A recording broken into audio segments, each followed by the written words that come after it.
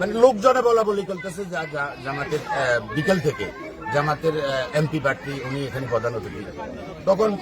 ভাইয়ের সাথে আলাপ করলাম, ভাইয়ের যারা নাম মেজো ভাই, বড় ভাইয়ের সাথে আলাপ করলাম যে সভাপতি, উনি বলছে যে আমার সাথে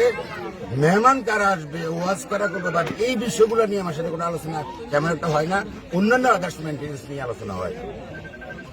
তখন আমার একটু লাগছে, কারণ আমি স্বাভাবিক ওয়ার্ড বিএনপি সভাপতি, আমি প্রতিনিধি, আবার আমার একটা ইয়েতে একটা লিফলেটে বা ব্যানারে আমার ন্যূনতম না প্রতিনিধি হিসাবেও অন্তত ন্যূনতম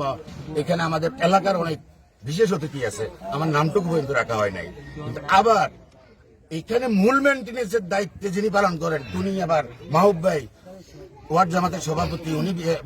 ওয়ার্ডের কাউন্সিলর প্রার্থী। তাহলে উনি ইন্টেনশনালি এখানে আমাকে অপমান করছে, এবং আমি ওয়ার্ড বিএনপির সভাপতি হিসেবে আমি দল করি, আমার বাড়ির সামনের প্রতিষ্ঠান, সেখানে আজকে আমার সাথে যদি ন্যূনতম আলোচনা হতো তাহলে আমি বলতাম ঠিক আছে, এখানে এমপি সাহেব চৌধুরীকেও মানে সমন্বয় করে আলোচনা করে একটা আমরা সিদ্ধান্ত বাইর করতাম।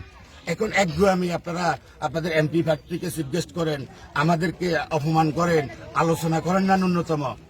এই দিকে একটু আপত্তি আনলাম। এবং টোটালি আপনারা জিজ্ঞেস অন্তত